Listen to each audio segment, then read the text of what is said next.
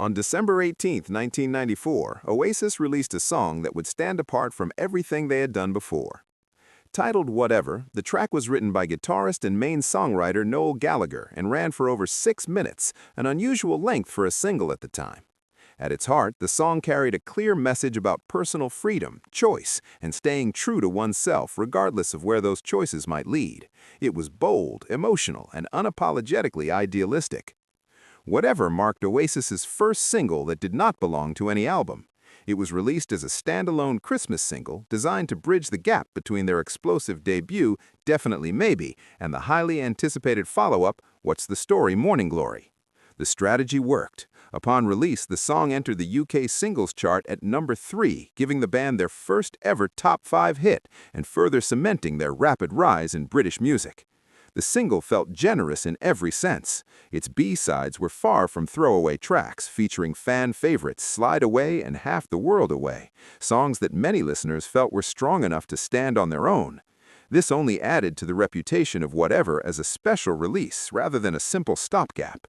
Musically, the track also stood out because of its lush orchestral sound. The string arrangements were crafted by Nick Ingham alongside Noel Gallagher and performed by the London Session Orchestra. Among the musicians was Wilfred Gibson, a former violinist for Electric Light Orchestra, giving the song a subtle connection to classic British pop history. Despite its success and acclaim, Whatever was not free from controversy. Soon after its release, questions arose about its melody.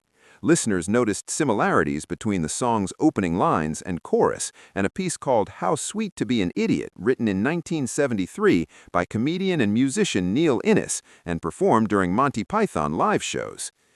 How sweet to be an idiot.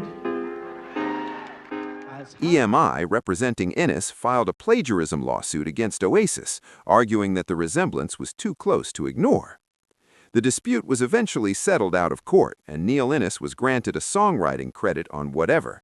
In a twist of irony, Innes was also known for creating the Ruddles, a parody of the Beatles that later became a legitimate touring band. Meanwhile, Oasis spent much of their career being compared to the Beatles themselves. Years later, Innes playfully referenced Whatever in the opening moments of the Ruddles' song Shangri-La from their 1996 album Archaeology, closing the circle with humor and grace.